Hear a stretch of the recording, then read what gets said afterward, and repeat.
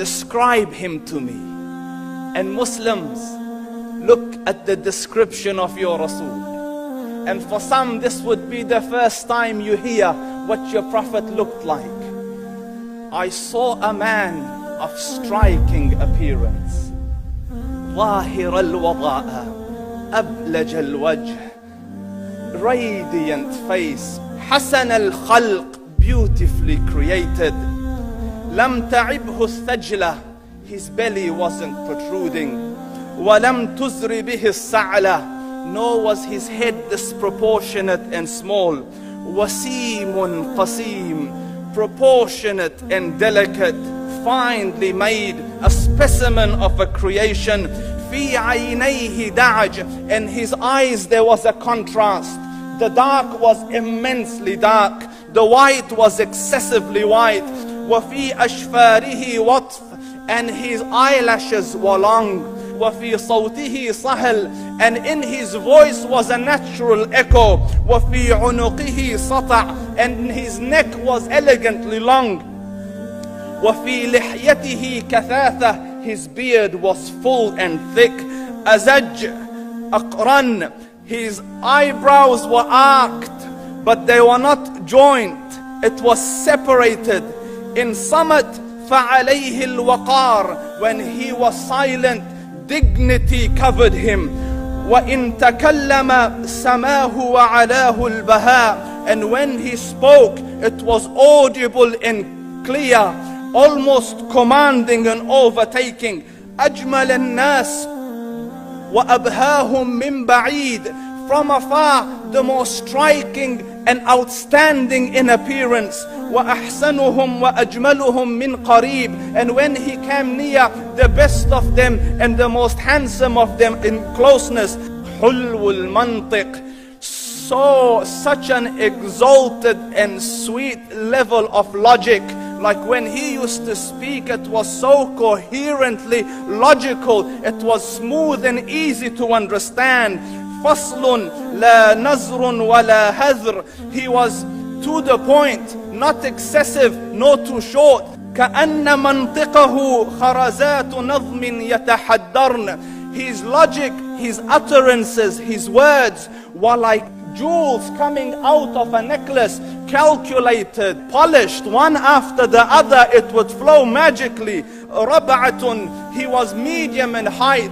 Your eye didn't have to strain to look up at him, nor was it tedious to look down at him. He was a comfortable sight to look at. له رفقاء يحفون به, he had friends, the people that were with him, they were working around him to try to serve and protect him. إن قال سمعوا لقوله, when he used to say something, they used to hearken to what he used to say. وإن أمر تبادروا إلى أمره, when he commanded, they used to compete to fulfill the command. This is Muhammad Rasulullah.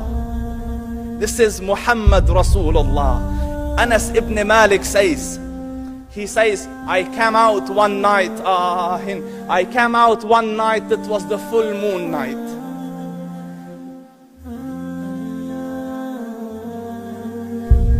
And I looked at the moon, and in the desert, understand, the moon is an awesome sight.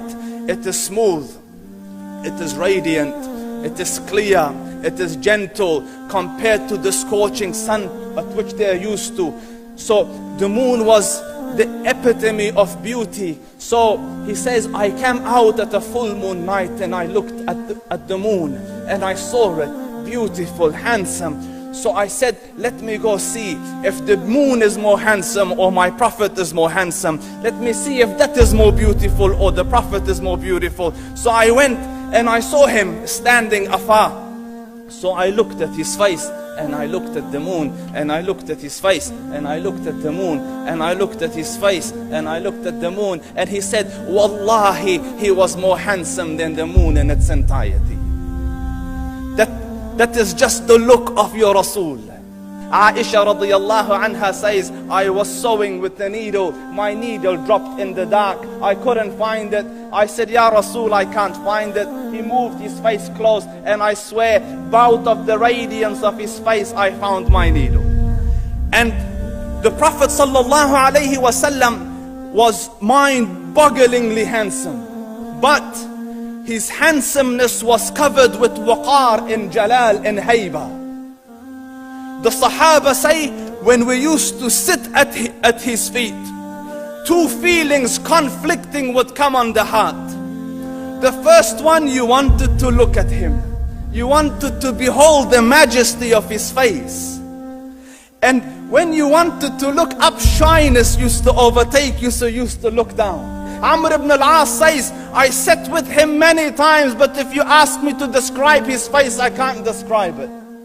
I wouldn't be able to look up to him ijlalan wa ta'zeeman. I couldn't look up at him. And that is why he didn't have the problems that Yusuf alayhi salam had. Because it was difficult to penetrate the awe and the splendor of the Rasul.